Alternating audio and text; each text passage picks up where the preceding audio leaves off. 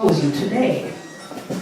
Oh, we're talking about Daryl. He is always subject to change, and that is what it is. He is his words. He is his thoughts. He is NyceTouch. No, I'm just kidding. He's Daryl. Good night, everybody. This first piece is it's called Noone for Castries. Castries is the capital of the, what did she call it? Little country? Yeah. St. Lucia.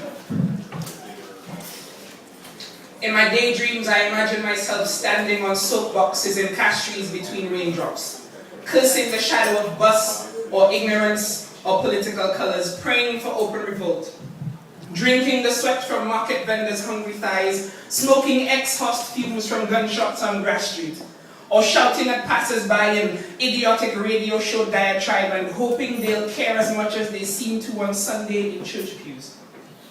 I stand on market steps and listen to yellow Creole streets calling drunkards to bed in corners, on cardboard box tops, stale piss arguments brewing over bottles of Bounty for lunch and Buster soda for chaser, but can never chase away bitter smell of molasses from clothes in Roseau, where shallow footfalls of accident children die like dreams, les miserables emerge from prison with dope and joints in pockets, fingertips stained with disease and death, chip on shoulder and grudge against unwelcoming world, waiting for a chance to get back to that familiar. Wish it was bread they had stolen for sisters and mothers they used to love instead of rifle fire and brimstone.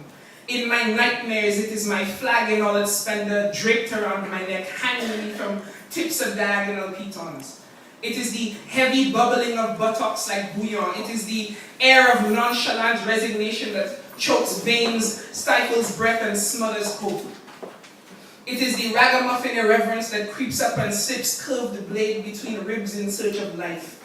It is the hearts beating in unison to shack and goat skin and hurricane airs hard to the screams in Soufre where the Renaissance is felt in mud and scattered rubble.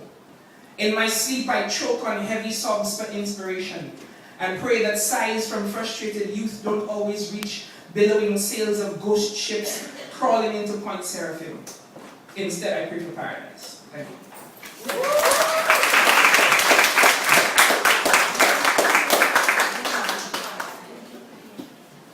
This second one is untitled, because I couldn't find a name for it for the life of me. Once I picked up a Rubik's Cube of thought and spun it round and realized the sound of silence was deafening. So I asked a blind man if he could figure it out, and since his hands were his eyes, he taught me to see things differently. Like the sea song that sounds like Bach with closed eyes and an open mind, or that there's poetry in the beat of a hummingbird's wings if you care to listen. And mirrors show how the world sees you, but blindness is a blessing because sometimes a person's worth is in the friendliness in their voice or the gentleness of their touch. For what is more personal than one soul's conversation with another until intertwined they dance to the rhythm of a song called Living or Love? And I wondered how it could be that me with my five senses couldn't hear the ballads of trees in the breeze or feel the secret kiss of a butterfly's touch. And I thought blindness must be a blessing if infirmity teaches one to live inwardly for the ability to appreciate what he cannot see. And he challenged me to sit on the seashore and experience a sunset because watching it could never be enough. And sure enough, on a windswept beach in the middle of nowhere, I sat with a pen and a pad with my eyes closed, and I wrote the crooked lines of this poem to describe how hues of the daylight moon kissed my cheek while the sea played ushers trading places backwards and seduced me till tears cooled my heated emotions. And the crickets rubbing their legs seductively together sounded like laughter, and when the warmth of the sun's kiss was gone and I could hear the night as if it were a chorus of whispering women all beckoning me to their breasts, I stood with that Rubik's Cube of thought complete, clutched between my sand-covered fingers, and went home. Thank you.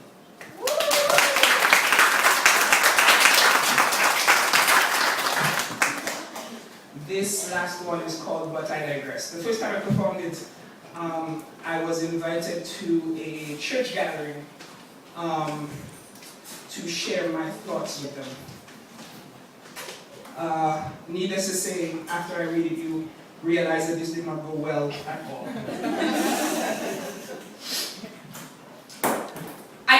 here to fuck with your morals and values, but I want to. I didn't intend to poke your collective third eye, punch your false realities in the stomach like abusive boyfriends and unwilling fathers. I never meant to be that voice that pushed you off diving boards into pools of introspection.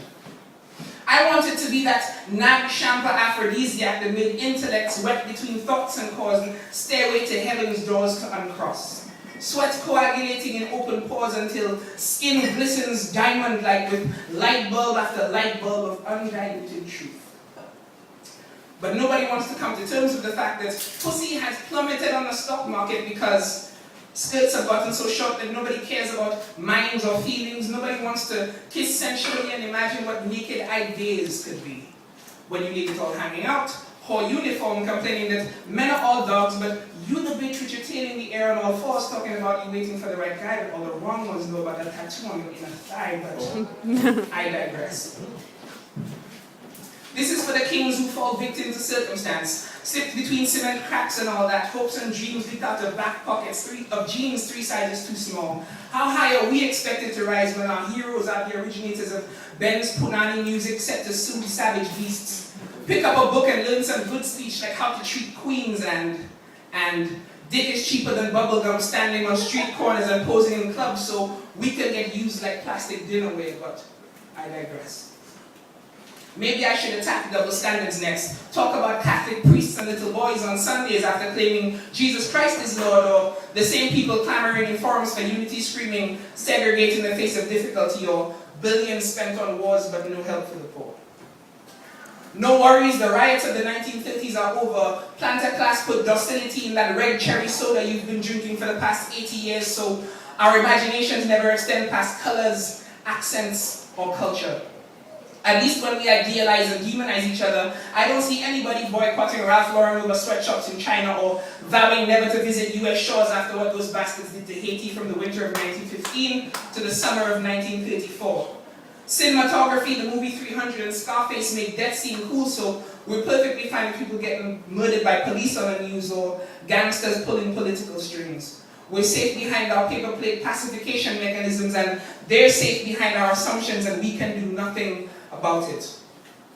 I am tired of arguing with people full of criticism and no passion, full of anger and no solutions, but I digress. I wish speed could be measured in thoughts per hour, beauty measured in abstractions, lubricity a byproduct of eccentricity. I wish we could respect heritage and respect self, but I digress. Thank you very much.